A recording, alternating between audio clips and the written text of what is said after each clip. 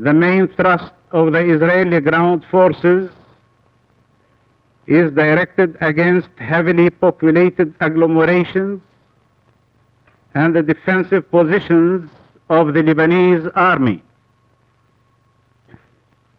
Our armed forces have been engaged since this morning in heavy fighting with the invading aggressor.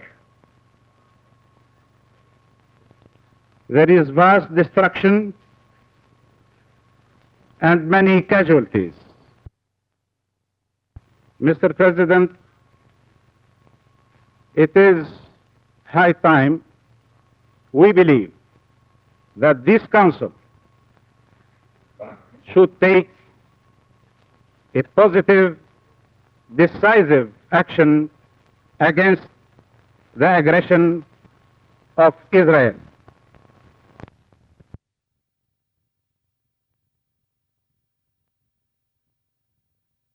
The endless armed attacks from Lebanon have turned the life of the Israeli border population into a constant struggle against violence and death.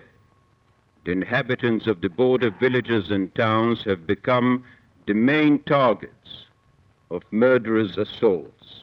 With diabolic bloodlust, the attackers perpetrate their crimes on innocent civilians asleep in their homes, on workers in the fields, on children at play. The purpose of the action is to calm the area of the terrorist squads. The Israel Defense Forces will leave the area on completion of their mission.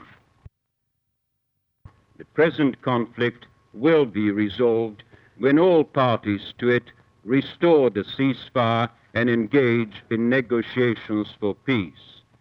Israel is ready and awaits an indication that Lebanon and the other Arab states are also ready for it.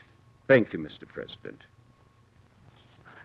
Creemos que el momento es grave y, a juicio de mi delegación, no es posible que este Consejo mantenga una actitud meramente pasiva frente a unos hechos en los que las partes interesadas han reconocido es veraz.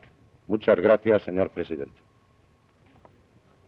I've already emphasized in my statement this morning that no contribution to peace in the Middle East can be made by the adoption of one-sided resolutions.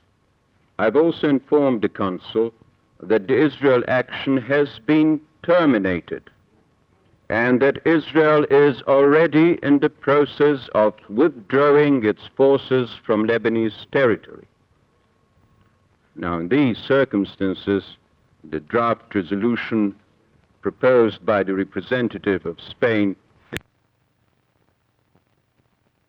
First, that an outstanding citizen, not now in government, be designated by the President and given cabinet rank with the responsibility to bring about a resolution of the Southeast Asian involvement. The present situation we are in is unworkable. The Department of Defense must, on one hand, support its forces in Southeast Asia and assure them while it develops a plan for their extrication. And the Department of State must continue to maintain relations with our Vietnamese allies to assure them of our continuing support while it seeks to develop plans to bring our Southeast Asian involvement to an end. I personally